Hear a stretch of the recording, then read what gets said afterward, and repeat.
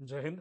ನೋಡ್ರಿ, ನಾವು SSC exams ಗಳಲ್ಲಿ ಬರುವಂತ ಕ್ವಶನ್ ಬಗ್ಗೆ ನಾವು ಡಿಸ್ಕಷನ್ ಮಾಡೋಣ. ಈ ಟಾಪಿಕ್ ಇಂದ 100% ಬಂದೇ ಬರುತ್ತೆ.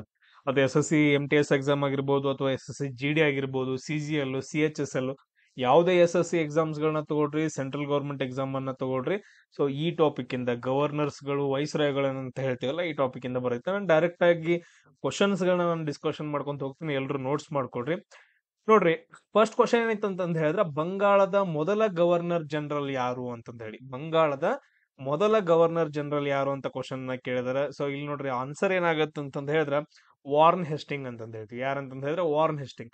ಸೊ ಫಸ್ಟ್ ಏನಾಗತ್ತೆ ಅಂತಂದ ಹೇಳಿದ್ರೆ 1757ರಲ್ಲಿ ಪ್ಲಾಸಿ ಕದನ ಆಗತ್ತೆ. ಏನ್ ಕದನ ಆಗತ್ತೆ? ಪ್ಲಾಸಿ ಕದನದಲ್ಲಿ ಸಿರಾಜುದ್ದೌಲನ ಏನಪ್ಪಾ ಅಂತಂದ ಹೇಳಿದ್ರೆ ಸೋಲಿಸ್ತಾರ. ಸೋತಾದ ನಂತರ ನೆಕ್ಸ್ಟ್ ಏನಂತಂದ ಹೇಳಿದ್ರೆ ಮೀರ್ ಜಾಫರ್ ಏನಂತಂದ ಹೇಳಿದ್ರೆ ಆಳ್ವಿಕೆಗೆ ಬರ್ತಾನ ಇಲ್ಲಿ ಬಂಗಾಳದೊಳಗಡೆ. ಸೊ ಅದಾದ ನಂತರ ನೆಕ್ಸ್ಟ್ ಈ ಮೀರ್ ಜಾಫರ್ ಏನಂತಂದ ಹೇಳಿದ್ರೆ ಅದು ಸರಿ ಹೋಗಂಗಿಲ್ಲ ಅಂತಲೇ ನೆಕ್ಸ್ಟ್ ಏನ್ ಮಾಡ್ತಾರೆ ಬ್ರಿಟಿಷರು, ಮೀರ್ ಕಾಸಿಂ ನನ್ನ ಏನ್ ಮಾಡ್ತಾರೆ ಅಂದ್ರೆ ಬಂಗಾಳದ ನವಾಬನನ್ನಾಗಿ ಮಾಡ್ತಾನೆ. ಈ ಮೀರ್ ಕಾಸಿಂ ಇದ್ದವ್ ಸರಿ ಇರಂಗಿಲ್ಲ. ಸೊ ಬ್ರಿಟಿಷರ್ ಕೈಗೊಂಬೆ ಆಗಿರ್ಕ್ ಇಷ್ಟಪಡಂಗಿಲ್ಲ. ಮತ್ತೆ ಇವನನ್ನ ಇಳಿಸ್ಬಿಟ್ಟು ಏನ್ ಮಾಡ್ತಾರ ಅಂದ್ರ ಮೀರ್ ಜಾಫರ್ ನನ್ನ ಏನ್ ಮಾಡ್ತಾರ ನವಾಬ್ ಮಾಡ್ತಾರ.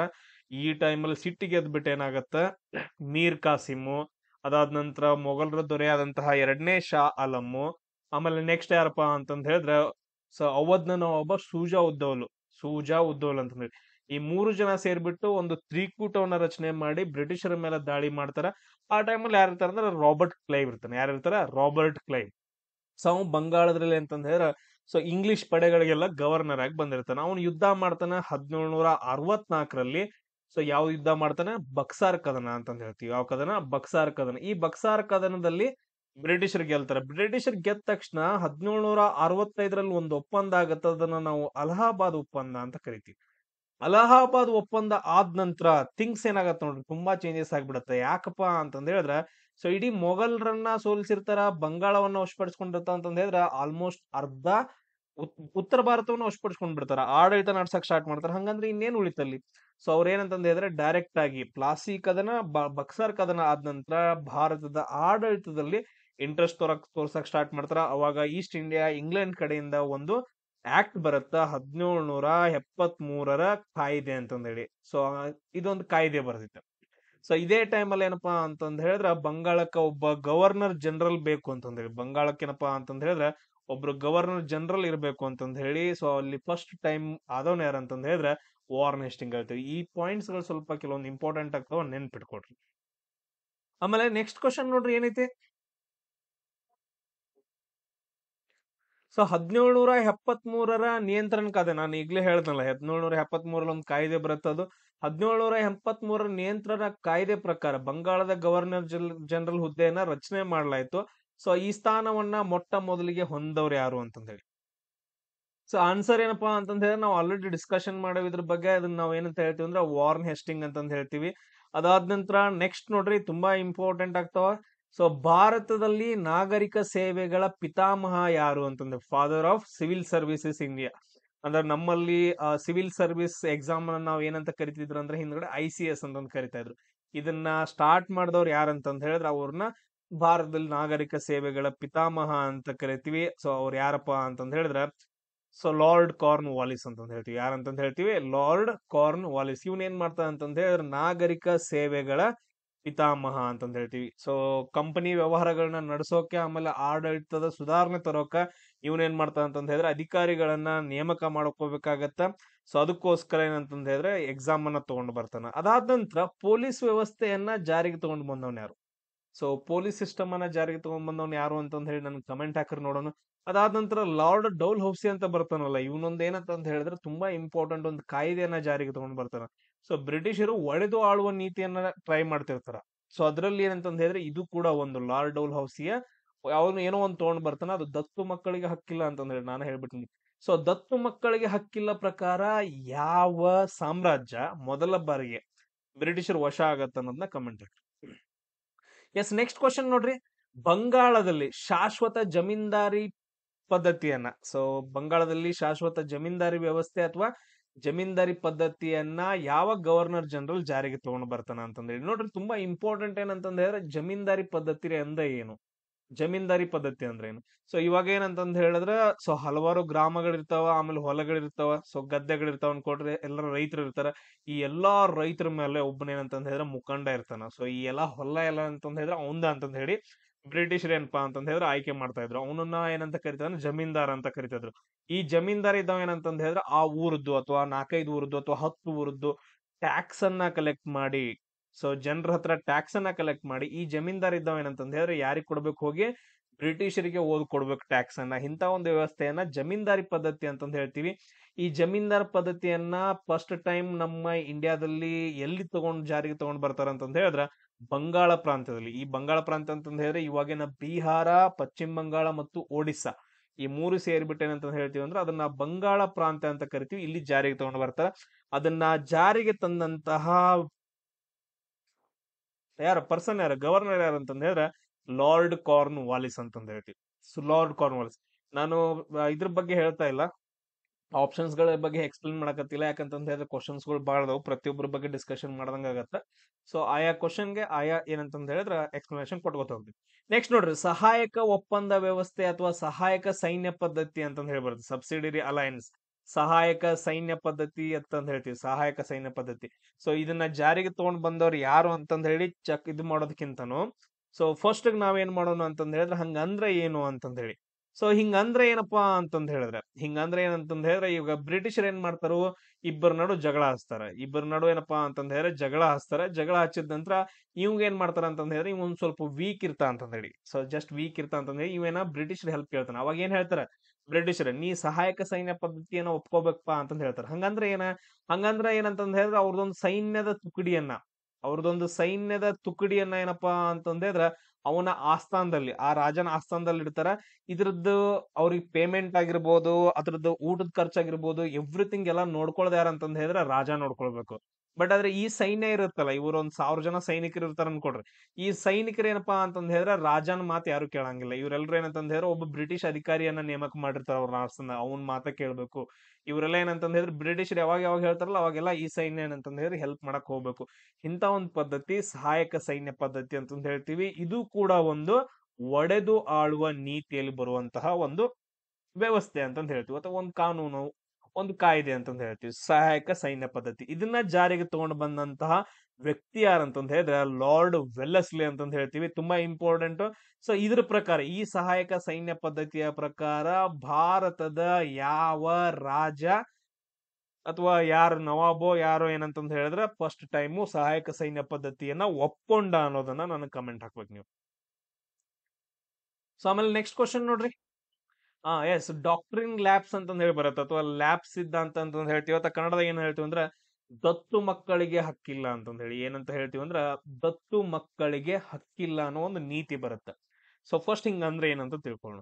ಈಗೇನಪ್ಪಾ ಅಂತಂದ್ ಹೇಳಿದ್ರೆ ಒಬ್ಬ ರಾಜ ಇರ್ತಾನ, ಅದಾದ ನಂತರ ರಾಣಿ ಇರ್ತಾಳ, ಒಂದು ಸಾಮ್ರಾಜ್ಯ ಇರತ್ತೆ. ಇವಾಗ ಸೊ ಸಾಮ್ರಾಜ್ಯ ಇರತ್ತೆ. ಇವ್ರಿಗೇನಂತಂದ್ ಹೇಳಿದ್ರೆ ನೆಕ್ಸ್ಟ್ ಈ ಸಾಮ್ರಾಜ್ಯವನ್ನ ಮುಂದ್ ನಡ್ಸ್ಕೊಂಡ್ ಹೋಗಕ ಮಗ ಅಥವಾ ಮಗಳು ಯಾರು ಇರಂಗಿಲ್ಲ. ಸೊ ಆ ಟೈಮಲ್ಲಿ ಏನಾಗತ್ತ ಅಂತಂದ್ ಹೇಳಿದ್ರೆ ಇವ್ರ ಏನ್ ಮಾಡ್ತಾರೋ, ಇವ್ರ ಕಾಕನ ಮನ್ಯಾಗಿಂದೋ ಯಾರ್ದೋ ಒಬ್ಬ ಒಂದು ಸಣ್ಣ ಹುಡುಗನೇನಪ್ಪಾ ಅಂತಂದ್ ಹೇಳಿದ್ರೆ ದತ್ತು ತಗೊಳ್ಬೇಕು ಅಂತಂದ್ ಹೇಳಿ, ಸೊ ಅವನನ್ನ ರಾಜನನ್ನಾಗಿ ಮಾಡಿ ಆ ಸಾಮ್ರಾಜ್ಯವನ್ನ ಅವನ ಕಡೆ ಕೊಡ್ತಿದ್ರು ಮೊದ್ಲು. ಬಟ್ ಆದ್ರೆ ಬ್ರಿಟಿಷರ್ ಏನ್ ಮಾಡ್ತಾರ ಅಂತಂದ್ ಹೇಳಿದ್ರೆ ಹಂಗ ನಡೆಯಂಗಿಲ್ಲ, ನಿನಗ್ ಮಗ ಇಲ್ಲ ಅಂತಂದ್ ಹೇಳಿದ್ರೆ ಆ ಸಾಮ್ರಾಜ್ಯ ನಮ್ದ, ನೀ ದತ್ತು ತಗೊಳಂಗಿಲ್ಲ, ಆ ದತ್ತು ಮಕ್ಕಳಿಗೆ ಅಧಿಕಾರ ಇಲ್ಲ, ಅವ್ನ್ ರಾಜ ಆಗಕ್ ಅಧಿಕಾರ ಇಲ್ಲ, ಅವ್ನ್ ರಾಜ ಆಗೋದಿಲ್ಲ, ನಿನಗ್ ಮಕ್ಕಳಿಲ್ಲ ಅಂತಂದ್ ಹೇಳಿದ್ರೆ ನಿಂದ ಅಲ್ಲಿಗೆ ಮುಗಿತ್ ಸಾಮ್ರಾಜ್ಯ. ಸೊ ಮುಂದಿಂದ ಏನಂತಂದ್ ಹೇಳಿದ್ರೆ ನಾವ್ ಆಳ್ವಿಕೆ ನಡೆಸ್ತೀವಿ, ಅದು ಆಟೋಮೆಟಿಕ್ ಆಗಿ ಬ್ರಿಟಿಷರ್ ವಶ ಅಂತಂದ್ ಹೇಳ್ಬಿಟ್ಟು ಒಂದು ಕಾನೂನನ್ನ ತಗೊಂಡ್ಬರ್ತಾರ. ಸೊ ಅದನ್ನ ನಾವೇನಂತ ಕರಿತೀವಿ ಅಂದ್ರೆ ದತ್ತು ಮಕ್ಕಳಿಗೆ ಹಕ್ಕಿಲ್ಲ ಅಥವಾ ಡಾಕ್ಟ್ರಿನ್ ಆಫ್ ಲ್ಯಾಬ್ಸ್ ಅಂತಂದ್ ಹೇಳ್ತೀವಿ. ಸೊ ಇಂತ ಒಂದು ನೀತಿಯನ್ನ ಜಾರಿಗೆ ತಗೊಂಡ್ ಬಂತಹ ಪರ್ಸನ್ ಯಾರಂತಂದ್ ಹೇಳಿದ್ರೆ ಲಾರ್ಡ್ ಡೌಲ್ ಹೌಸಿ ಅಂತಂದ್ ಹೇಳ್ತೀವಿ. ಯಾರಂತಂದ್ ಹೇಳ್ತೀವಿ, ಲಾರ್ಡ್ ಡೌಲ್ ಹೌಸಿ. ಇದು ಒಂದು ತುಂಬಾ ಇಂಪಾರ್ಟೆಂಟ್ ಕಾರಣ 1857ರ ದಂಗೆ ಅಂತಂದ್ ಹೇಳ್ತೀವಿ. ಸೊ ಈ ನೀತಿಯ ಪ್ರಕಾರ, ಸೊ ಯಾವ ಸಾಮ್ರಾಜ್ಯ ಮೊದಲು ಬ್ರಿಟಿಷ್ ಸೇರುತ್ತ, ಸೊ ತುಂಬಾ ಇಂಪಾರ್ಟೆಂಟ್ ಕ್ವಶನ್ಸ್ ಗಳು ಆಗ್ತಾವ. ಈಗ ಫಾರ್ ಎಕ್ಸಾಂಪಲ್ ಇವಾಗ ನೋಡ್ರಿ, ನಾನು ಫಸ್ಟ್ ಇಂದ ಹೇಳ್ಕೊಂತ ಬರ್ತೀನಿ. ಯಾವ್ದಂತಂದ್ ಹೇಳಿದ್ವಿ, ಫಸ್ಟ್ ನೀತಿ ಯಾವ್ದು, ಸಹಾಯಕ ಸೈನ್ಯ ಪದ್ಧತಿ ಅಲ್ಲ. ಸಹಾಯಕ ಸೈನ್ಯ ಪದ್ಧತಿ ಪ್ರಕಾರ ಫಸ್ಟ್ ವಶಪಡಿಸಿದ್ದ ಯಾವ್ದಂತಂದ್ ಹೇಳಿದ್ರ ಹೈದರಾಬಾದ್ ನಿಜಾಮ ಸೇರ್ಕೊಂತಾನ.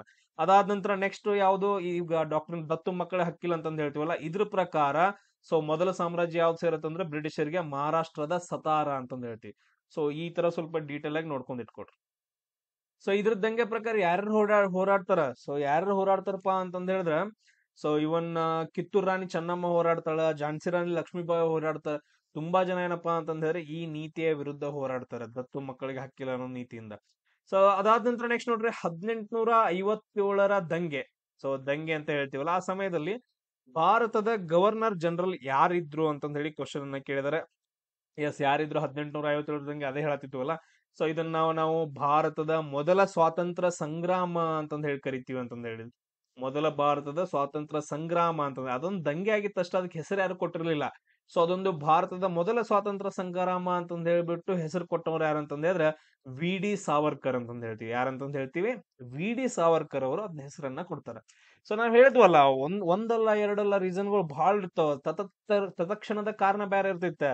ಬಂದೂಕಿನಾಗ ಏನಪ್ಪಾ ಅಂತಂದ್ ಹೇಳಿದ್ರೆ ಕೊಬ್ಬ ಹಾಕಿ ಕೊಟ್ಟಿರ್ತಾರ. ಇಂಥವೆಲ್ಲಾ ತಿಳ್ಕೊಂಡ್ ಏನಂತಂದ್ ಹೇಳಿದ್ರೆ ಎಲ್ಲಾ ರೊಚ್ಚಿಗೆ ಎದ್ಬಿಟ್ಟು ನಾವು ಬ್ರಿಟಿಷರ್ ವಿರುದ್ಧ ನೀವು ಬ್ಯಾಡ್ ನಮ್ಗ ಅಂತಂದ್ ಹೇಳಿ ಒಂದ್ ದಂಗೆಯನ್ನ ಹೇಳ್ತಾರೆ. ಬೇರೆ ಬೇರೆ ಕಡೆ ಎಲ್ಲೆಲ್ಲೋ ಪ್ಲೇಸ್ ಗಳಿಗೆ ಒಬ್ಬೊಬ್ರೆಲ್ಲ ದಂಗೆ ಹೇಳ್ತಾರೆ. ಈಗ ಫಾರ್ ಎಕ್ಸಾಂಪಲ್ ಏನಪ್ಪಾ, ಝಾನ್ಸಿಗೆ ಯಾರು ಹೆಡ್ ಆಗಿರ್ತಾರ? ರಾಣಿ ಲಕ್ಷ್ಮೀಬಾಯಿ ಆಗಿರ್ತಾಳ. ಅದಾದ ನಂತರ ನೆಕ್ಸ್ಟ್ ಉತ್ತರ ಪ್ರದೇಶದಲ್ಲಿ ಕಲ್ಲಿ ಯಾರಾಗಿರ್ತಾರ? ನಾನಾ ಸಾಹೇಬ್ ತಾತಾ ಟೋಪೆ ಆಗಿರ್ತಾರ. ಹಿಂಗ್ ಬೇರೆ ಬೇರೆ ಪ್ರದೇಶಗಳಲ್ಲಿ ಹೆಡ್ಗಳು ಇರ್ತಾರ. ಸೊ ಅವುಗಳ ವೃದ್ಧರು ಏನಪ್ಪಾ ಅಂತಂದ್ ಹೇಳಿದ್ರೆ ಒಂದು ಲಿಸ್ಟ್ ಅನ್ನ ನೋಡ್ಕೋಬೇಕು, ಇಂಪಾರ್ಟೆಂಟ್ ಆಗೈತಿ. 1857 ಈ ದಂಗೆ ಆ ಟೈಮ್ ಅಲ್ಲಿ ಸೊ ಯಾರಿದ್ರು ಅಂತಂದ್ ಹೇಳಿದ್ರೆ ಲಾರ್ಡ್ ಕ್ಯಾನಿಂಗ್ ಇದ್ದ ಅಂತಂದ್ ಹೇಳ್ತೀವಿ. ಯಾರಿದ್ರು? Lord Canning. ಈ 1800 ದಂಗೆ ಮುಗಿದ ತಕ್ಷಣ ಏನಾಗತ್ತಂತಂದ್ ಹೇಳಿದ್ರೆ ಒಂದು ಕಾಯ್ದೆ ಬರುತ್ತೆ. ಸೊ 1858 ಕಾಯ್ದೆ ಅಂತೀರ ಹೆಂಗೆ ನೋಡ್ರಿ, ಯಾವ್ದು ಕಾಯ್ದೆ? ಈ ಕಾಯ್ದೆ ಪ್ರಕಾರ ಏನಾಗತ್ತಂದ್ರ, ಈ ಗವರ್ನರ್ ಜನರಲ್ ಇದ್ದವ್ರನ್ನ, ಈ ಗವರ್ನರ್ ಜನರಲ್ ಅಂತಂದ್ ಏನಿರುತ್ತಲ್ಲ ಆ ಪೊಸಿಷನ್ ಹೆಸರು, ಅದನ್ನ ತೆಗೆದ್ಬಿಟ್ಟು ಏನ್ ಮಾಡ್ತಾರ ಅಂತಂದ್ ಹೇಳಿದ್ರೆ ವೈಸ್ ರಾಯ್ ಅಂತಂದ್ ಹೇಳ್ತಾರ. ಏನಂತ ಹೇಳ್ತಾರ? ವೈಸ್ ರಾಯ್ ಅಂತಂದ್ ಹೇಳಿ ಕರೀತಾರ ಆ ಪೊಸಿಷನ್. ಸೊ ಹಂಗಾದ್ರ ಮೊದಲ ವೈಸ್ ರಾಯ್ ಯಾರಾದ್ರು? ಲಾರ್ಡ್ ಕ್ಯಾನಿಂಗ್ ಆಗ್ತಾನ. ಸೊ ಇದನ್ನ ನೋಡ್ಕೋಬೇಕು. ಅದಾದ ನಂತರ ಇಷ್ಟು ದಿನ 1857ರವರೆಗೂ ನಮ್ಮ ಭಾರತ ದೇಶದ ಆಡಳಿತವನ್ನ ಯಾರು ನೋಡ್ಕೊಂತಿದ್ರು? ಈಸ್ಟ್ ಇಂಡಿಯಾ ಕಂಪನಿಯವ್ರು ನೋಡ್ಕೊಂತ ಇದ್ರು. ರಾಣಿ ಎಲ್ಲ ನೋಡ್ಕೊಂತಿರ್ಲಿಲ್ಲ. ಈಸ್ಟ್ ಇಂಡಿಯಾ ಕಂಪನಿ ಅಧಿಕಾರಿಗಳು ಏನಂತಂದ್ ಹೇಳಿದ್ರೆ ಆಡಳಿತವನ್ನ ನೋಡ್ಕೊಂತ ಇದ್ರು. ಬಟ್ ಆದ್ರ 1857 ಆದ ನಂತರ ಏನಾಯ್ತು? ಇಡೀ ನಮ್ಮ ಭಾರತ ದೇಶದ ಆಡಳಿತ ರಾಣಿ ಕೈಯಾಗ ಹೋಗುತ್ತ. ಸೊ ಇಡೀ ನಮ್ಮ ಭಾರತ ದೇಶದ ರಾಣಿ ಯಾರಾಗ್ತಾರ ಅವಾಗ? ವಿಕ್ಟೋರಿಯಾ, ರಾಣಿ ವಿಕ್ಟೋರಿಯಾ ಆಗ್ತಾಳ. ಸೊ ಅದು ಏನಂತಂದ್ ಹೇಳಿದ್ರೆ ಇಂಪಾರ್ಟೆಂಟ್ ಆಗಿರುವಂತ ಕಾಯ್ದೆ ಅಂತಂದ್ ಹೇಳ್ತೀವಿ. ಸೊ ಅದಾದ ನಂತರ ನೆಕ್ಸ್ಟ್ ನೋಡ್ರಿ, ಸೊ ಭಾರತದ ಮೊದಲ ವೈಸ್ ರಾಯ್ ನಾವು ಇವಾಗ್ಲೇ ಡಿಸ್ಕಷನ್ ಮಾಡಿದ್ವಲ್ಲ. ಸೊ ಯಾರ್ದಂತಂದ್ ಹೇಳ್ತೀವಿ? ಲಾರ್ಡ್ ಕ್ಯಾನಿಂಗ್ ಅಂತಂದ್ ಹೇಳ್ತೀವಿ. ಅದಾದ ನಂತರ ನೆಕ್ಸ್ಟ್ ತುಂಬಾ ಇಂಪಾರ್ಟೆಂಟ್ ವರ್ನಾಕ್ಯುಲರ್ ಪ್ರೆಸ್ ಆಕ್ಟ್ ಅಂತಂದ್ ಹೇಳಿ ಬರುತ್ತೆ. ಸೊ ವರ್ನಾಕ್ಯುಲರ್ ಪ್ರೆಸ್ ಆಕ್ಟ್ ಇದು ತುಂಬಾ ಇಂಪಾರ್ಟೆಂಟ್ ಆಗತೈತಿ. Vernacular press act.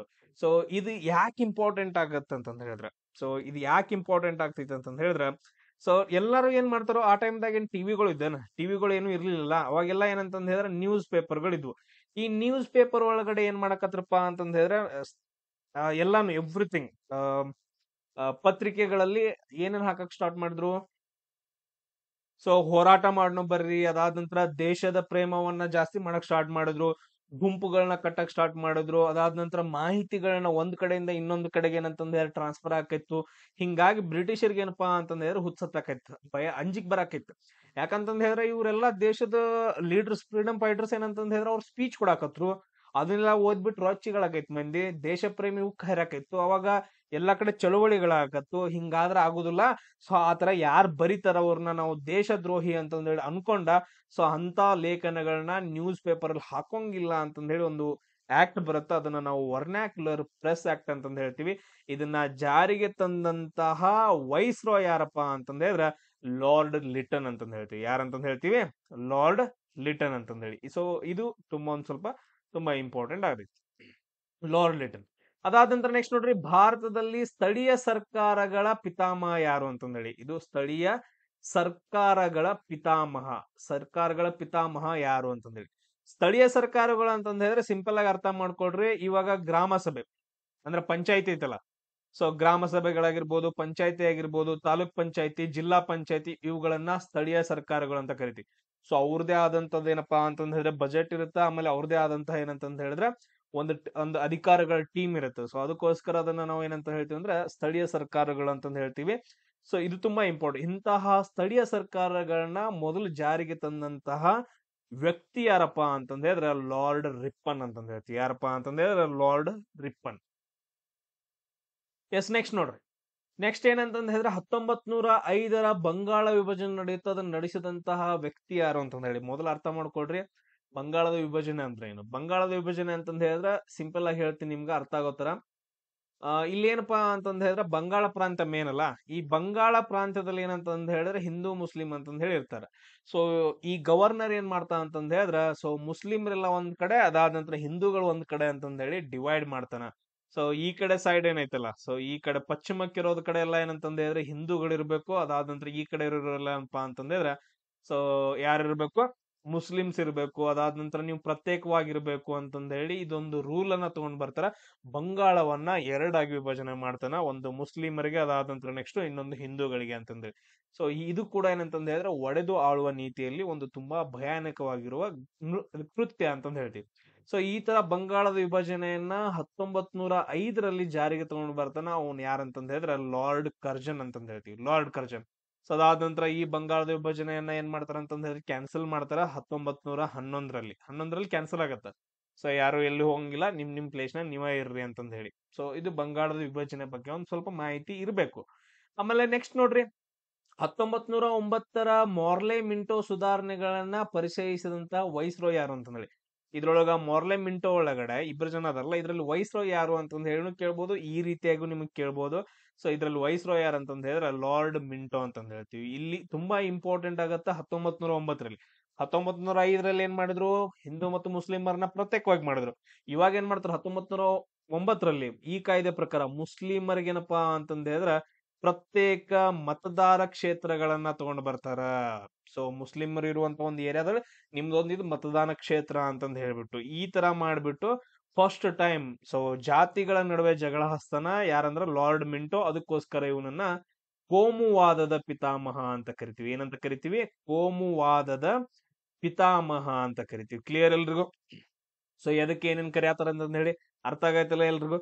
ಆಮೇಲೆ ನೆಕ್ಸ್ಟ್ ನೋಡ್ರಿ, 1911 ಭಾರತದ ರಾಜಧಾನಿಯನ್ನ ಕೋಲ್ಕತ್ತಾದಿಂದ ದೆಹಲಿಗೆ ಸ್ಥಳಾಂತರಿಸಿದಂತಹ ವ್ಯಕ್ತಿ ಯಾರು ಅಂತಂದ್ ಹೇಳಿ ಕ್ವಶನ್ ಆಯ್ತಾ. ಇದು ಸ್ವಲ್ಪ ತುಂಬಾ ಇಂಪಾರ್ಟೆಂಟ್ ಆಗತ್ತ, ಬಾಳ ಸರಿ ಕೇಳಿದಾರ.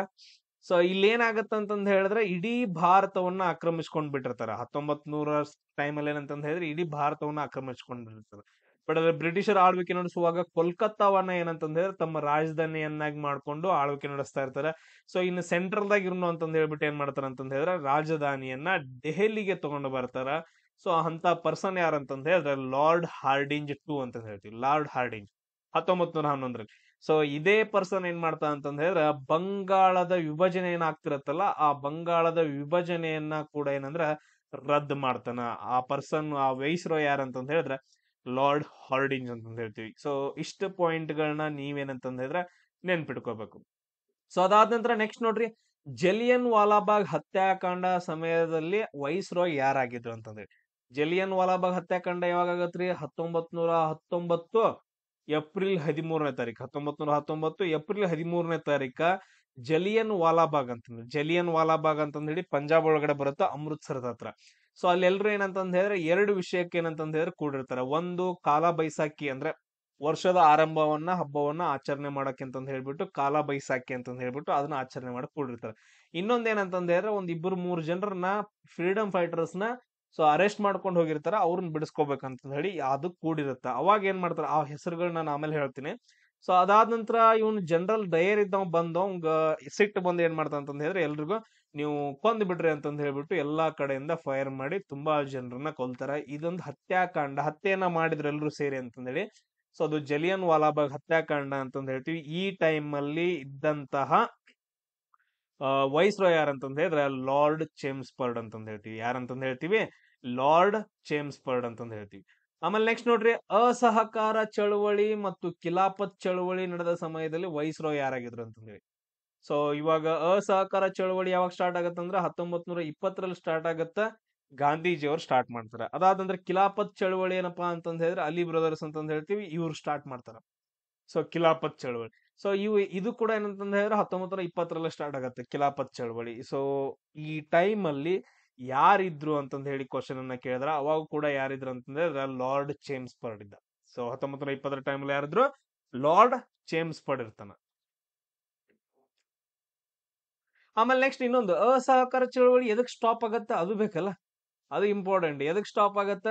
ಕ್ರಾಂತಿ ಅಂದ್ರೆ ಈಗ ಫ್ರೀಡಮ್ ಫೈಟರ್ಸ್ ಒಳಗಡೆ 3 ಪ್ರಕಾರ ಬಂದ್ರು. ಒಬ್ರು ಯಾರು? ಮಂದಗಾಮಿಗಳು, ಇನ್ನೊಬ್ರು ಯಾರು? ತೀವ್ರಗಾಮಿಗಳು, ಇನ್ನೊಬ್ರು ಯಾರು ಅಂತಂದ್ ಹೇಳಿದ್ರೆ ಕ್ರಾಂತಿಕಾರಿಗಳು ಅಂತಂದ್ ಹೇಳಿ. ಈ ಕ್ರಾಂತಿಕಾರಿಗಳು ಇರ್ತಾರಲ್ಲ, ಈ ಕ್ರಾಂತಿಕಾರಿಗಳು ಯಾರು? ಆ ಭಗತ್ ಸಿಂಗ್, ಅದಾದ ನಂತರ ಚಂದ್ರಶೇಖರ್ ಆಜಾದ್, ಇವರೆಲ್ಲ ಸೇರೇನಂತ ಹೇಳಿದ್ರ ಇದ ಯಾವ್ದ್ರಲ್ಲಿ? ಚೌರಿ ಚೌರಾದಲ್ಲಿ, ಉತ್ತರ ಪ್ರದೇಶದ ಚೌರಿ ಚೌರಾದೊಳಗಡೆ ಏನಂತಂದ್ ಹೇಳಿದ್ರೆ ಒಂದು ದೊಡ್ಡ ಪೊಲೀಸ್ ಸ್ಟೇಷನ್ ಇರುತ್ತೆ ಬ್ರಿಟಿಷರ್ದು. ಅದ್ರ ಮ್ಯಾಲ ಹೋಗಿ ಬಾಂಬ್ ಹಾಕ್ಬಿಟ್ಟು ಅವ್ರನ್ನೆಲ್ಲ ಕೊಂದಾಕ್ತಾರ. ತುಂಬಾ ಹಿಂಸೆ ಆಗಿದೆ ಅಂತಂದ್ ಹೇಳ್ಬಿಟ್ಟು ನಮ್ಮ ಮಹಾತ್ಮ ಗಾಂಧೀಜಿ, ಮೀನ್ ಸೂಪರ್ ಮ್ಯಾನ್ ಮಹಾತ್ಮ ಗಾಂಧೀಜಿ ಅಂತಂದ್ ಹೇಳ್ತೀವಲ್ಲ, ಸೊ ಅವ್ರ ಏನ್ ಮಾಡ್ತಾರ ಅಂದ್ರೆ ನಾ ಚಳವಳಿ ಮಾಡಂಗಿಲ್ಲ, ನಂಗೆ ಆಗುದಿಲ್ಲ ಅಂತಂದ್ ಹೇಳ್ಬಿಟ್ಟು ಸ್ಟಾಪ್ ಮಾಡ್ತಾರೆ. ಅಸಹಕಾರ, ಅಲ್ಲಿ ಹಿಂಸೆ ಆಗೈತೆ ಅಂತಂದೇಳಿ, ನಾನು ಅಹಿಂಸೆಯಿಂದ ಚಳವಳಿ ಮಾಡವ ಅಂತಂದೇಳಿ. ಸೊ ಇದನ್ನ ನೆನ್ಪಿಟ್ಕೋಬೇಕು. ಆಮೇಲೆ ನೆಕ್ಸ್ಟ್ ನೋಡ್ರಿ, ನೆಕ್ಸ್ಟ್ ಏನಪ್ಪಾ ಅಂತಂದ್ರೆ 1928ರಲ್ಲಿ ಸೈಮನ್ ಆಯೋಗ ಬರುತ್ತೆ. ಸೊ ಅದು ಎದಕ್ ಬಂತು ಸೈಮನ್ ಆಯೋಗ, ಅದ್ ಮೊದಲು ಅರ್ಥ ಮಾಡ್ಕೊಂಡು. 1919 ಕಾಯ್ದೆ ಬರುತ್ತಾ, ಮಾಂಟೆಗೋ ಚೇಮ್ಸ್ಫರ್ಡ್ ಕಾಯ್ದೆ ಅಂತ ಹೇಳ್ತೀವಿ. ಈ ಕಾಯ್ದೆ ಒಳಗಡೆ ಏನಂತಂದ್ರೆ ಹಲವಾರು ಕಾನೂನುಗಳು ಬರ್ತಾವ. ಏನೇನ್ ಕಾನೂನುಗಳು ಬರ್ತಾವ ಇವಾಗ ಬೇಡ, ಹಲವಾರು ಕಾನೂನುಗಳು ಬರ್ತಾವ. ಸೊ ಅವುಗಳೇನಪ್ಪಾ ಅಂತಂದ ಹೇಳಿದ್ರೆ ನಮ್ಮ ಇಂಡಿಯಾದಲ್ಲಿ ನಮ್ಮ ಭಾರತದ ಪ್ರಗತಿಗೆ ಅಂತಂದ ಹೇಳಿ ಯೂಸ್ ಮಾಡ್ತಾರೆ ಈ ಕಾಯ್ದೆಯಲ್ಲಿರೋ ಕಾನೂನುಗಳು. ಇವೆಲ್ಲಾ ದೇಶದಾದ್ಯಂತ ಕರೆಕ್ಟ್ ಆಗಿ ಇಂಪ್ಲಿಮೆಂಟ್ ಆಗೈತೋ ಇಲ್ಲೋ, ಎಲ್ರಿಗೂ ಯೂಸ್ ಆಗೈತೋ ಇಲ್ಲೋ ಅಂತಂದ ಹೇಳಿ ಚೆಕ್ ಮಾಡಕ ಒಂದು ಆಯೋಗ ಬರುತ್ತೆ. ಎಲ್ಲಿಂದ ಬರುತ್ತೋ? ಇಂಗ್ಲೆಂಡ್ ದಾಗಿಂದ ಬರುತ್ತೆ. ಸೊ ಎಲ್ಲಿಂದ ಬರುತ್ತೆ? ಇಂಗ್ಲೆಂಡ್ ದಾಗ. ಇದ್ರಲ್ಲಿ ಇರೋ ಎಲ್ಲಾ ಸದಸ್ಯರೆಲ್ಲ ಏನಪ್ಪಾ ಅಂತಂದ ಹೇಳಿದ್ರೆ ಇಂಗ್ಲಿಷ್ ದರ. ಈಗ ನೀವ್ ಹೇಳ್ರಿ, ಇದು ನಮ್ ಮನಿ, ಭಾರತ ಏನಪ್ಪಾ ಅಂತಂದ್ರೆ ನಮ್ ಮನಿ. ಇಲ್ಲಿ ಏನೇನ್ ಆಗೈತ್ ನಮ್ಗ ಗೊತ್ತಲಾ, ಪ್ರಾಬ್ಲಮ್ಸ್ ಏನಾಗತ್ತವು ಏನಿಲ್ಲ ಅನ್ನೋದು. ನಮ್ ಮನಿ ಪ್ರಾಬ್ಲಮ್ಸ್ಗಳು ನಮ್ಗ ಗೊತ್ತಾ? ನನ್ ಮನಿ ಪ್ರಾಬ್ಲಮ್ಸ್ ನಿಮ್ಗೆ ಗೊತ್ತಾದೈತೇನ? ಹಂಗ ಇದು ನಮ್ ಮನಿ ಅಂತಂದ ಹೇಳಿದ್ರೆ ನಮ್ ಮನಿ ಪ್ರಾಬ್ಲಮ್ಸ್ ನಮ್ಗೆ ಗೊತ್ತಾಗಬೇಕು. ಈ ಸೈಮನ್ ಆಗೋದಾಗ ಯಾರು ಇರ್ಬೇಕು? ಭಾರತೀಯರು ಇರ್ಬೇಕು. ಬ್ರಿಟಿಷರಿಗೆ ಏನ್ ಗೊತ್ತಾಗತ್ತ ಅಂತಂದ ಹೇಳ್ಬಿಟ್ಟು ಇವ್ರು ಸೈಮನ್ ಆಯೋಗ ಏನ್ ಬಂದಿರ್ತಾರಲ್ಲ, ನೀವು ಬೇಡ Simon go back, Simon go back ಅಂತಂದ ಹೇಳಿ ಒಂದು ಚಳವಳಿಯನ್ನ ನಡೆಸ್ತಾರ 1928ರಾಗ. ಸೊ ಅಂತ ಟೈಮ್ ಅದು. So main reason Simon go back ಯಾಕಂತಂದ್ ಹೇಳಿದ್ರು ಅಂತಂದ್ರೆ, ಆ ಟೈಮಲ್ಲಿ ಲಾಲಾ ಲಜಪತ್ ರಾಯಿ ಲಾಠಿ ಏಟ್ನಿಂದ ಸತ್ತೋಗ್ತಾರ. ಸೊ ಇದೇ ಟೈಮಲ್ಲಿ ಸೈಮನ್ ಗೋ ಬ್ಯಾಕ್ ಚಳವಳಿಯನ್ನ ಮಾಡುವಾಗ, ಸೊ ಇಂಥ ಟೈಮಲ್ಲಿ ಇದ್ದಂತಹ ವೈಸ್ ರಾಯ್ ಯಾರಂತಂದ ಹೇಳಿದ್ರೆ ಲಾರ್ಡ್ ಇರ್ವಿನ್ ಅಂತಂದ ಹೇಳ್ತೀವಿ. Lord Irwin. ಗಾಂಧಿ ಇರ್ವಿನ್ ಒಪ್ಪಂದ ಆಗತ್ತಲ್ಲ, ಆ ಪರ್ಸನ್ ನೀವು. ಗಾಂಧಿ ಇರ್ವಿನ್ ಒಪ್ಪಂದ ಯಾವಾಗ ಆಗತ್ತ ಅನ್ನೋದು ಕಮೆಂಟ್ ಹಾಕ್ರಿ. ನೆಕ್ಸ್ಟ್ ಕ್ವಶನ್, ನೆಕ್ಸ್ಟ್ ಅದೈತಿ 1931ರಲ್ಲಿ ಏನಪ್ಪಾ ಅಂತಂದ್ರೆ ಗಾಂಧಿ ಇರ್ವಿನ್ ಒಪ್ಪಂದ ಆಗತ್ತ. ಈ ಸಮಯದಲ್ಲಿ ವೈಸ್ ರಾಯ್ ಯಾರಾಗಿದ್ರು ಅಂತಂದೇಳಿ ಹೆವಿ ಟ್ರಿಕಿ ಕ್ವಶನ್ ಇದು. ಎಸ್, ಯಾರಾಗಿದ್ರು ಅಂತಂದೇಳಿ ಕಮೆಂಟ್ ಹಾಕ್ರಪ್ಪ. ಬಹಳ ಅಂದ್ರೆ ಬಹಳ ಟ್ರಿಕಿ ಕ್ವಶನ್ ಇದು, ನಾನು ಅನ್ಕೊಂಡಿರ್ಲಿಲ್ಲ. ನೆಕ್ಸ್ಟ್ ನೋಡ್ರಿ, 1942ರ ಭಾರತ ಬಿಟ್ಟು ತೊಲಗಿ ಅಂತಂದ್ ಹೇಳಿದ್ರು. Quit India movement quit India movement, Bharat ಬಿಟ್ಟು ತೊಲಗಿ. ಸೊ ಆ ಚಳವಳಿ ಆದಾಗ ಏನಪ್ಪಾ ಅಂತಂದ ಹೇಳಿದ್ರೆ ವೈಸ್ ರಾಯ್ ಯಾರಾಗಿದ್ರು ಅಂತಂದ ಹೇಳಿ. ಈ ಕ್ವಶನ್ಸ್ ಗಳು ತುಂಬಾ ಇಂಪಾರ್ಟೆಂಟ್, ಯಾಕಂತಂದ ಹೇಳಿದ್ರೆ ತುಂಬಾ ಜನರಿಗೆ ಗೊತ್ತಿರಂಗಿಲ್ಲ. ಯಾರಂತಂದ ಹೇಳಿದ್ರೆ ಲಾರ್ಡ್ ಲಿನ್ಲಿತ್ಗೋ ಅಂತಂದ ಹೇಳಿ. 1942 ಆಗಸ್ಟ್ 8ನೇ ತಾರೀಕು ಏನಂತಂದ ಹೇಳಿದ್ರೆ ಕ್ವಿಟ್ ಇಂಡಿಯಾ ಮೂವ್ಮೆಂಟ್ ಸ್ಟಾರ್ಟ್ ಆಗತ್ತ. ಆ ಟೈಮ್ ಅಲ್ಲಿ ವೈಸ್ ರಾಯ್ ಯಾರಾಗಿದ್ರು ಅಂತಂದ ಹೇಳಿದ್ರೆ ಲಾರ್ಡ್ ಲಿನ್ಲಿತ್ಗೋ ಅಂತಂದ ಹೇಳಿ ಬರ್ತಾರ. ಸೊ ಅವ್ರಾಗಿದ್ರು. ಆಮೇಲೆ ನೆಕ್ಸ್ಟ್ ನೋಡ್ರಿ, ಭಾರತದ ಕೊನೆಯ ವೈಸ್ ರಾಯ್ ಯಾರಾಗಿದ್ರು ಅಂತಂದ ಹೇಳಿ. ಭಾರತದ ಕೊನೆಯ ವೈಸ್ ರಾಯ್ ಯಾರಾಗಿದ್ರು ಅಂತಂದ ಹೇಳಿದ್ರೆ ಬ್ರಿಟಿಷರ್ ಕಡೆಯಿಂದ ಲಾರ್ಡ್ ಮೌಂಟ್ ಬ್ಯಾಟನ್. ಸೊ ಭಾರತದ ಮೊದಲ ವೈಸ್ ರಾಯ್ ಯಾರಾಗಿದ್ರು? ಭಾರತದವ ಯಾರಪ್ಪಾ ಅಂತಂದ ಹೇಳಿದ್ರೆ ಸಿ ಗೋಪಾಲ್ಚಾರಿ ಅಂತಂದ ಹೇಳ್ತೀವಿ. ಆಮೇಲೆ ನೆಕ್ಸ್ಟ್ ನೋಡ್ರಿ, ಕ್ಯಾಬಿನೆಟ್ ಮಿಷನ್ ಬರುತ್ತೆ. ಸೊ ಕ್ಯಾಬಿನೆಟ್ ಮಿಷನ್ ಅನ್ನ ಕಳಿಸ್ತಾರ. ಸೊ ಅದು ಕೂಡ ಏನಂತಂದ ಹೇಳಿದ್ರೆ ಒಂದು ಗ್ರೂಪ್ ಆಫ್ ಕಮಿಟಿ ಅಂತಂದ ಹೇಳಿ. ಸೊ ಕ್ಯಾಬಿನೆಟ್ ಮಿಷನ್ ಬಂದಾಗ ಭಾರತದ ವೈಸ್ ರಾಯ್, ಸೊ ಈ ಟೈಮಲ್ಲಿ ಏನಾಗ್ತಿರದಿಪ್ಪ ಅಂತಂದ ಹೇಳಿದ್ರೆ, ಸೊ ಇದಕ್ಕಿಂತ ಮುಂಚೆ ವೆವೆಲ್ ಮಿಷನ್ ಅಂತ ಹೇಳಿ ಬಂದಿರುತ್ತೆ, ಅದೆಲ್ಲ ನಾವು ಡಿಸ್ಕಷನ್ ಮಾಡೋಣ. ಇದು ಎದಕ್ ಬಂತಂತಂದ ಹೇಳಿದ್ರೆ, ನಮ್ಗ ಒಂದೇನಪ್ಪಾ ಅಂತಂದ ಹೇಳಿದ್ರೆ ನೀವು ಸಪರೇಟ್ ಆಗಿ ಸಿಂಪಲ್ ಆಗಿ ಹೇಳ್ಬೇಕಂದ್ರ ಬ್ರಿಟಿಷ್ ಗೌರ್ಮೆಂಟ್ ನಿಂದ ಹಿಡ್ಕೊಂಡು ನಮ್ ಭಾರತಕ್ಕೆ ಏನಂತಂದ ಹೇಳಿದ್ರೆ ಅಧಿಕಾರವನ್ನ ಹಸ್ತಾಂತರಗೊಳಿಸಾಕ್. ಅದಾದ ನಂತರ ನೆಕ್ಸ್ಟ್ ನೀವ್ ಏನ್ ಮಾಡ್ರಿ, ಒಂದು ಫೆಡರಲ್ ಗೌರ್ಮೆಂಟ್ ನ ರಚನೆ ಮಾಡ್ಕೊಳ್ರಿ ಅಂತಂದ್ರೆ. ಆಮೇಲೆ ನೆಕ್ಸ್ಟ್ ಇನ್ನೊಂದ್ ಏನ್ ಹೇಳ್ತಾರ ಅಂತಂದ ಹೇಳಿದ್ರೆ ನಿಮ್ದು ಅಸೆಂಬ್ಲಿ ಎಲ್ಲ ರಚನೆ ಮಾಡ್ಕೊಳ್ರಿ ಅಂತಂದ್ ಹೇಳಾಕೇನಪ್ಪಾ ಅಂತಂದ ಹೇಳಿದ್ರೆ ಬಂದಂತಹ ಮಿಷನ್ ಯಾವ್ದಂತಂದ ಹೇಳಿದ್ರೆ ಕ್ಯಾಬಿನೆಟ್ ಮಿಷನ್. ಇದಾದ ನಂತರ ನೆಕ್ಸ್ಟ್ ಏನಾಗತ್ತ ಅಂತಂದ ಹೇಳಿದ್ರೆ ನಮ್ಮವರೆಲ್ಲ ಸೇರ್ಬಿಟ್ಟು ಏನ್ ಮಾಡ್ತಾರ, ಒಂದು ಸಂವಿಧಾನವನ್ನ ರಚನೆ ಮಾಡ್ಕೊಂತಾರ. ಈ ಮಿಷನ್ ಏನಂತಂದ ಹೇಳಿದ್ರೆ ಪರ್ಮಿಷನ್ ಕೊಟ್ಟ ನಂತರ ಸಂವಿಧಾನವನ್ನ ರಚನೆ ಮಾಡ್ತಾರ. ಕ್ಯಾಬಿನೆಟ್ ಮಿಷನ್ ಪ್ಲಾನ್ ಅಂತಂದ ಹೇಳ್ತೀವಲ್ಲ, ಅದಕ್ಕೋಸ್ಕರ. ಸೊ ಇದ್ರಲ್ಲಿ ಟೋಟಲ್ ಆಗಿ ಏನಂತಂದ ಹೇಳಿದ್ರೆ 3 ಜನ ಬರ್ತಾರ. ಒಬ್ನ ಯಾರಂತಂದ ಹೇಳಿದ್ರೆ ಪ್ಯಾಥಿಕ್ ಲಾರೆನ್ಸ್ ಅಂತಂದ ಹೇಳಿ. ಸೊ ಈ ಮಿಷನ್ ಒಳಗಡೆ ಒಬ್ನು ಪ್ಯಾಟಿಕ್ ಲಾರೆನ್ಸ್ ಅಂತಂದ್ ಹೇಳಿ ಬರ್ತಾನ, ಒಬ್ನು ಅದಾದ ನಂತರ ಇನ್ನೊಬ್ನು ಯಾರಂತಂದ್ ಹೇಳಿದ್ರೆ ಸ್ಟೆಫರ್ಡ್ ಕ್ರಿಫ್ಸ್ ಅಂತಂದ್ ಹೇಳಿ ಬರ್ತಾನ, ಮೂರನೇದವನ್ ಯಾರಂತಂದ್ ಹೇಳಿದ್ರೆ ಅಲೆಕ್ಸಾಂಡರ್ ಅಂತಂದ್ ಹೇಳ್ಬಿಟ್ಟು, ಇನ್ನೊಬ್ರು ಯಾರಂತಂದ್ ಹೇಳಿದ್ರೆ ಅಲೆಕ್ಸಾಂಡರ್. ಈ 3 ಜನ ಸೇರ್ಬಿಟ್ರೆ ಅದೊಂದು ಕಮಿಟಿ ಆಗತ್ತೆ, ಅದು ಕ್ಯಾಬಿನೆಟ್ ಕಮಿಟಿ ಅಂತಂದ್ ಹೇಳ್ತೀವಿ. ಅವ್ರು ಬಂದ್ ನಮ್ಗ ಸೊ ನಿಮ್ಮ ಫೆಡರಲ್ ಮಾಡ್ಕೊಳ್ರಿ, ಅದಾದ ನಂತರ ಸಂವಿಧಾನ ರಚನೆ ಮಾಡ್ಕೊಳ್ರಿ, ನಿಮ್ಗೆ ಏನ್ ಬೇಕಲ್ಲ ಅದ್ ಮಾಡ್ಕೊಳ್ರಿ ಅಂತಂದ್ ಹೇಳಿ. ಸೊ ಅದಾದ ನಂತರ ನೆಕ್ಸ್ಟ್ ಕ್ವಶನ್ ನೋಡ್ರಿ, 1829ರಲ್ಲಿ ಸತಿ ಪದ್ಧತಿಯನ್ನ ನಿಷೇಧ ಮಾಡಿದಂತಹ ಗವರ್ನರ್ ಜನರಲ್ ಯಾರು ಅಂತ ಹೇಳಿ. ಈ ಸತಿ ಪದ್ಧತಿಯನ್ನ ನಿಷೇಧ ಮಾಡಾಕ ಒಬ್ಬ ಪರ್ಸನ್ ಏನಪ್ಪಾ ಅಂತಂದ್ರೆ ಸಪೋರ್ಟ್ ಮಾಡ್ತಾರ, ಅವ್ರು ಯಾರಪ್ಪ ಅಂತಂದ ಹೇಳಿದ್ರ ರಾಜಾರಾಮ್ ಮೋಹನ್ ರಾಯ್ ಅಂತಂದ್ ಹೇಳ್ತೀವಿ. ರಾಜಾರಾಮ್ ಮೋಹನ್ ರಾಯರು ಮತ್ತು ಅದಾದ ನಂತರ ಒಬ್ಬ ಯಾರಪ್ಪ ಅಂತಂದ ಹೇಳಿದ್ರ ವಿಲಿಯಂ ಬೆಂಟಿಂಗ್ ಅಂತಂತ ಹೇಳ್ತೀವಿ, William Bentinck. So governor general ಯಾರ, ವಿಲಿಯಂ ಬೆಂಟಿಂಗ್. ಇವರಿಬ್ರು ಸೇರಿ 1829ರಲ್ಲಿ ಸತಿ ಪದ್ಧತಿಯನ್ನ ನಿಷೇಧ ಮಾಡ್ತಾರೆ. ಹಂಗಾದ್ರೆ ಸತಿ ಪದ್ಧತಿ ಅಂದ್ರೆ ಏನು? ಸಿಂಪಲ್ ಬ್ರೋ, ಗಂಡ್ ಸತ್ತ ಅಂತಂದ ಹೇಳಿದ್ರೆ ಹೆಂಡತಿನೂ ಸಾಯ್ಬೇಕು, ಗಂಡ್ ಸತ್ತ ಅಂತಂದ ಹೇಳಿದ್ರೆ ಹೆಂಡತಿನೂ ಕೊಂದಾಕ್ತಿದ್ರು, ಆಕೆ ಆಟೋಮೆಟಿಕ್ ಆಗಿ ಸಾಯ್ಬೇಕಾಗಿ ಇಬ್ರು ಸೇರ್ಬಿಟ್ಟು ಹೂಳ್ತಿದ್ರು ಅಷ್ಟ. ಸತಿ ಪದ್ಧತಿ ಅಂತಂದ ಹೇಳ್ತೀವಿ ಅದನ್ನ. ಸೊ ಅದನ್ನ ಕ್ಯಾನ್ಸಲ್ ಮಾಡ್ತಾರ. ಆಮೇಲೆ ನೆಕ್ಸ್ಟ್ ನೋಡ್ರಿ, 1853ರಲ್ಲಿ ಭಾರತದ ಮೊದಲ ರೈಲು ಮಾರ್ಗವನ್ನ ಯಾರು ತಗೊಂಡ್ ಬರ್ತಾರ ಅಂತಂದೇಳಿ. ಸೊ ಭಾರತದ ರೈಲು ಮಾರ್ಗವನ್ನ ಸೊ ಎಲ್ಲಿಂದ ಎಲ್ಲಿವರೆಗೂ ಸರ್? ಮುಂಬೈ ಟು ತಾನೆ ಅಂತಂದ್ ಹೇಳ್ತೀವಿ. ಎಲ್ಲಿಂದ ಎಲ್ಲಿವರೆಗೂಪ್ಪ ಅಂತಂದ ಹೇಳಿದ್ರೆ ಮುಂಬೈ ಟು ತಾನೆವರೆಗೂ ಏನಂತಂದ ಹೇಳಿದ್ರೆ ಒಂದು 34 ಕಿಲೋಮೀಟರ್ ರೈಲು ಮಾರ್ಗವನ್ನ ನಿರ್ಮಾಣ ಮಾಡ್ತಾನೆ. ಆ ಪರ್ಸನ್ ಯಾರಂತಂದ ಹೇಳಿದ್ರೆ ಲಾರ್ಡ್ ಡೌಲೌಸಿ. ಆಗ್ಲೇ ಹೇಳಿದ್ವಲ್ಲ, ದತ್ತು ಮಕ್ಕಳಿಗೆ ಹಕ್ಕಿಲ್ಲ ಅಂತಂದ ಹೇಳಿ, ಅದೇ ಪರ್ಸನ್ ಏನಂತಂದ ಹೇಳಿದ್ರೆ ಒಳ್ಳೆ ಕೆಲಸನೂ ಮಾಡಿದಾನ. ಮುಂಬೈ ಟು ತಾನೆ ಅಂತಂದ ಹೇಳಿ 1853ರಲ್ಲಿ ಫಸ್ಟ್ ಟೈಮ್ ಒಂದು ರೈಲು ಮಾರ್ಗವನ್ನ ಸ್ಥಾಪನೆ ಮಾಡಿದಾನೆ. ಅದಾದ ನಂತರ ಉಳಿದಿರೋ ಇನ್ನೂ ಕ್ವಶನ್ಸ್ ಗಳದ, ಅವುಗಳನ್ನ ನೆಕ್ಸ್ಟ್ ಕ್ಲಾಸ್ ಅಲ್ಲಿ ನೋಡ್ಕೊಳ್ಳೋಣ. ಜೈ.